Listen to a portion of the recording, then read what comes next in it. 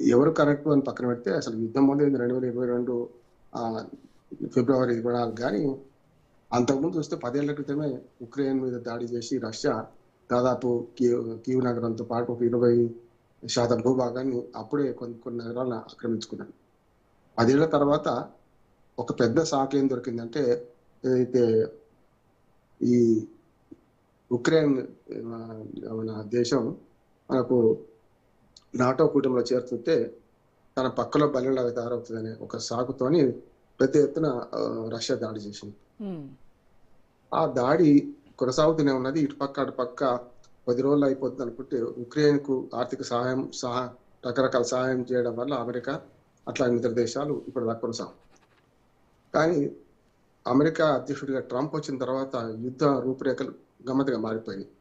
అంతకుముందేమో మంచి చెడ్డో Joe Biden ఉన్నప్పుడు పూర్తి స్థాయిలో దాదాపు $20 మిలియన్ రకరకాల స్థానం చేయడం వాళ్ళకి, తర్వాత ప్రపంచ బ్యాంకుతో కూడా అప్పు ఇప్పించడం, అట్లానే యూరోపియన్ దేశాలతో ముఖ్యంగా IMF తో కూడా అప్పు ఇప్పించడం ఇవన్నీ చూస్తే మంచి సహాయం చేసింది. కానీ ట్రంప్ వచ్చిన తర్వాత యుద్ధాన్ని నేనే ముగిస్తాను అని మొదలుపెట్టి కొనసాగించే ప్రయత్నం చూస్తున్నాను. కనుక ఈ యుద్ధం ఇప్పుడు రావడం లేదు. దాదాపు 2 లక్షల మంది పౌరులు ఇటుపక్క అటుపక్క చనిపోయారు చూశాము. పెద్ద ఎత్తున ఆస్తి నష్టం, ప్రాణ నష్టం జరిగింది. ఇంకా మరింత మీరు అన్నట్టు ఇది పార్లమెంట్ ఎలక్షన్ తర్వాత ఉధృతం అవుతే ఇంకా ప్రాణ నష్టము, ఆస్తి నష్టం ఎక్కువ జరిగే అవకాశం ఉన్నది. ఇప్పుడంతా యుద్ధం ముగుస్తుందనే ఆశనైతే నాకు లేదు. సార్, రష్యా తన ఆర్థిక వ్యవస్థను దెబ్బతినకుండా ఈ స్థాయిలో సైనికులను ఎంతకాలం భరించగలదంటారు? కెపాసిటీ ఎంత వరకు ఉంది? అంటే ఇప్పుడు ఎంత చెట్టుకు అంత గాలి. ఇప్పుడు అవునంటే మీరు రష్యా తక్కువ నష్టపోలే. ఇప్పుడు ఇరాన్ అమెరికా యుద్ధంలో కనుక ఇరాన్ ఏమో బయట కనపడుతుంది, అమెరికా ఎంత నష్టపోయింది మనందరికీ తెలుసు. ఇక్కడ కూడా అంతే, రష్యా కూడా చాలా నష్టపోయింది. ఒక రకంగా చెప్పాలంటే ఉక్రెయిన్ నుంచి సహాయం అందకపోతే రష్యా కూడా తల్లడిల్లేది. ఉక్రెయిన్ మన కీవ్ మన ఉత్తర కొరియా నుంచి కనుక రష్యాకు సహాయం అందకపోతే ఇంకో రకంగా ఉంటుండే. ఇప్పుడు శత్రు మిత్రుడు అన్నట్టు మనకు నార్త్ కొరియా నుంచి మన కీమ్ ఎవరైతున్నారో వారు పెద్ద ఎత్తున సహాయం చేస్తున్నారు.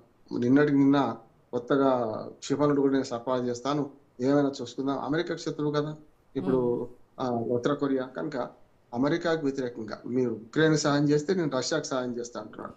చైనా నాకు పెద్దగా హిస్టరీలో కనపడడం లేదు, కానీ అంతర్లీనంగా చైనా ఉన్నది కాదంటలేదు. కానీ ఉక్రెయిన్ కు 2 రకాల సహాయం అందుతుంది. ఒకటేమో నాటో కుటుంబ దేశాలతో, అమెరికాతో ప్రత్యక్షంగా అంటే సైనిక సాయంతో పాటు సైనిక పాఠవాల మన ఆయుధాలతో పాటు ఆర్థికంగా అప్పించినా సరే సాయం చేస్తుంది. దాంతో పాటు ఇంకొన్ని కూడా ఉన్నాయి. ఏంటంటే సాంకేతికంగా అంటే రష్యా బాంబులు ఎట్లా దాడి చేస్తాయి, రక్షా శిబిరాలు ఎట్లా దాడి చేస్తాయి, సాంకేతికంగా ఆ సాయం వల్ల ఇప్పటికి కూడా ఉక్రెయిన్ లో ఆ 20% భూభాగం దాటి ఇంకా ముందుకెళ్లే పరిస్థితి వచ్చింది రష్యాకు. కనుక అక్కడ ఆగింది. ఇప్పుడు రష్యా ఏమంటుందంటే 20% భూభాగం నాదే, నేను గతంలో ఆక్రమించుకున్న నగరంతో పాటు 2014లో ఆక్రమించుకున్న దాంతో పాటు మిగతా అంతా నాదే, ఇక్కడికి ఆగితే ఆగుదాం అంటుంది. వీళ్ళేమంటారు, ససే మీరా మేము మీతో విడిపోయినప్పుడు ఎప్పుడో 1991లో గోర్బచేవ్ ఉన్నప్పుడు పెరెస్ట్రాయికా తర్వాత విడిపోయినాక 2000 సంవత్సరాలు విడిపోయినాక మా భూభాగం ఏదో తూర్పులో మీరు ఆక్రమించుకున్న భూభాగం మాకు అప్పచెప్పాలి అని ఉక్రెయిన్ ఉక్రెయిన్ వాదన సరి అయింది. కానీ సామ్రాజ్యవాదం విషయానికి వస్తే అమెరికాతో రష్యా కూడా అంతే కదా, పెద్ద తేడా ఏం లేదు. కనుక ససే మీద 20% భూభాగం నాదే అని అంటుంది. అంటే తగుజపు ధర్మరాజు అంటే దుడ్డే బరి నాదే అన్నట్టు అమెరికా ఏమంటుందంటే 20% భూమి వాళ్ళకి ఇడిచిపెట్టు, ఇప్పటిదాకా నీకు ఆర్థిక సహాయం చేసినందుకు ఉక్రెయిన్లోని ఖనిజ సంపదను మాకు అప్పచెప్పు, మేము తోడుకుంటామని మధ్యన ఈ అమెరికా ఇంకొక ప్రపోజల్ పెట్టింది. అందుకని ఆ మధ్య చూడండి మీరు వైట్ హౌస్ సాక్షిగా ఉక్రెయిన్ అధ్యక్షుడు జెలెన్స్కీ కోపంతో లంచ్ కూడా చేయకుండా లేచి వచ్చాడు ప్రెస్ మీట్ లో నుంచి చూసాం మనం. అంటే ఇప్పుడు పేదవాడి కోపం పెదవికి చేయటం అన్నట్టు అదే జరిగింది. ఏమైందంటే వచ్చిన తర్వాత మళ్ళీ పిలిస్తే పోవాల్సి వచ్చింది ఉక్రెయిన్ అధ్యక్షుడు. ఎందుకంటే తప్పదు, రష్యా అమెరికా అండలేకుండా యుద్ధాన్ని కొనసాగించడం తెలుసు కనుక అప్పుడు అడిగి వచ్చినా మళ్ళీ పోక తప్పలేదు. అసలు సమస్య ఏంటంటే ఇప్పటికి కూడా మనకు ఉక్రెయిన్ కనుక నాటో కుటుంబంలో చేరితే తనకు నష్టం పక్కలో బలంలాగా ఉంటుందని రష్యా వాదనలో నిజం ఉంది, కాదంటే. భూపి సరిహద్దులో పూర్తిగా మన నాటో కుటుంబ దేశాలకు, ముఖ్యంగా యూరోపియన్ దేశాలకు, నాటో కుటుంబ దేశాలకు రష్యాకు మధ్యన ఒక శాండ్విచ్ లాగా ఇది ఉంటే అంటే మధ్యన ఒక క్రిషన్ లాగా ఉంటే బాగుంటుందని రష్యా అనుకున్నది. అంటే మధ్యన ఈ దేశం అడ్డంగా ఉంటే పెద్ద బాధ లేదనుకున్నది. కానీ ఇక్కడికి చేరుతా అన్నప్పుడు నాటుగొడుగు చేరుతా అన్నప్పుడు తప్పనిసరి వాళ్ళ రక్షణ వ్యవస్థను వాళ్ళు చూసుకోవాల్సి వచ్చింది.